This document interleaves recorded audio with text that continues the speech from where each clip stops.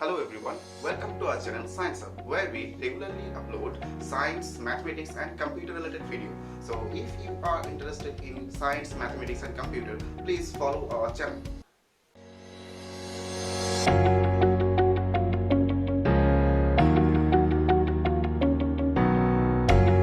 Today we will be knowing about regulation of blood pressure. At first we have to know what is actually blood pressure. Let's suppose this is a blood vessel and what will be there? Blood. Show the pressure exerted by blood on blood vessels. What is blood vessels? That can be artery, that can be vein. So blood that exerted pressure on the wall of artery and vein, that is actually blood pressure. So that blood pressure needs to be regulated. Why that need to be regulated? At first you have to know what is a normal blood pressure of adult healthy human. That is systolic blood pressure is 120 mm of mercury and diastolic blood pressure is 80 mm of mercury. So we have got here two type of blood pressure. There is normal systolic blood pressure is obviously of an adult healthy human 120 mm of mercury, and whereas diastolic blood pressure is 80 mm of mercury. Now how it is actually regulated? Let's suppose our blood pressure has become decreased. If it is low blood pressure, then the blood flowing speed will be low. Then what's gonna happen if the blood flowing speed becomes lower? Our body continuously receiving oxygenated blood, that means our cell or tissue continuously need oxygen to produce energy and they need nutritions. If the speed of blood decreased, then enough amount of oxygen and nutrition is not going to provided to all of our tissue and cell. That will be quite harmful to us. Now let's suppose our blood pressure has become decreased.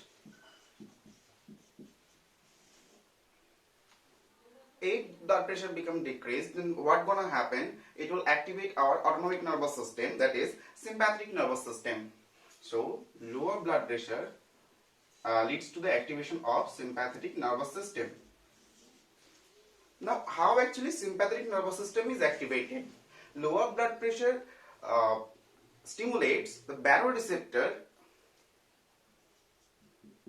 It stimulates the baroreceptor. Where actually baroreceptor is situated? It is located in the arch of aorta. So if the baroreceptor is stimulated, it's going to activate the sympathetic nervous system, and now the activation of sympathetic nervous system leads to the activation of beta 1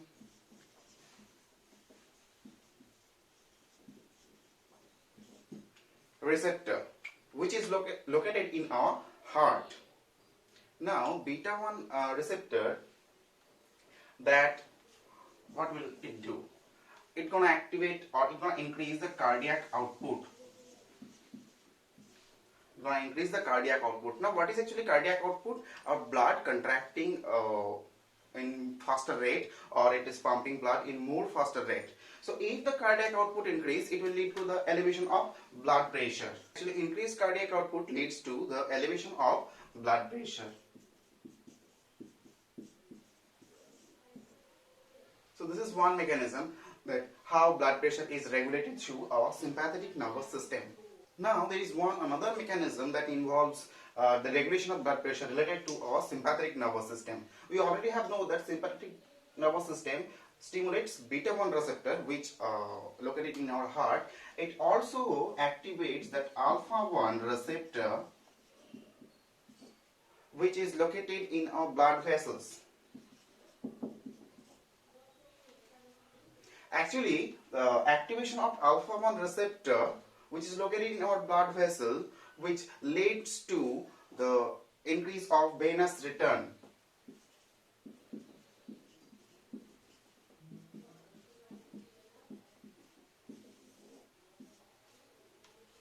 Now what is actually venous return? Venous return is nothing but the amount of blood coming back to our heart. Now whenever venous return increases, what does that really mean? That means vasoconstriction. Means let's suppose this is a blood vessel which becomes narrower. If venous return increase, that will lead to increased cardiac output in either way, and which elevates our blood pressure. another mechanism that involves alpha 1 receptor, that alpha 1 receptor increases the resistance.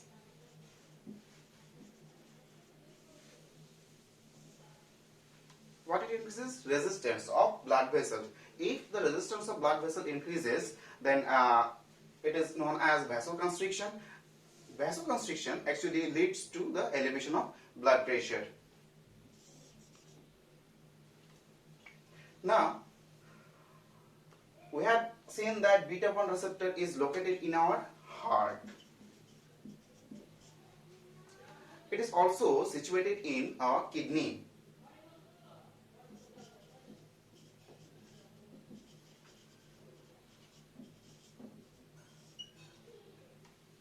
Now let's suppose our blood pressure has become decreased.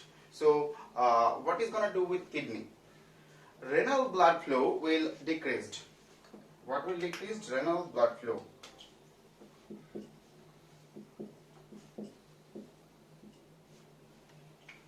I've already told that lower blood pressure leads to the lower circulation in our blood vessels. So if the blood pressure becomes decreased, renal blood flow will decrease. What will happen if renal blood flow is decreased? It will stimulate the production of renin. In either cases, beta 1 receptor also activates the production of renin. And which one is regulated by juxtaglomerulus apparatus. And the production of renin leads to the production of angiotensin 1. Later, angiotensin 1 converted to angiotensin 2.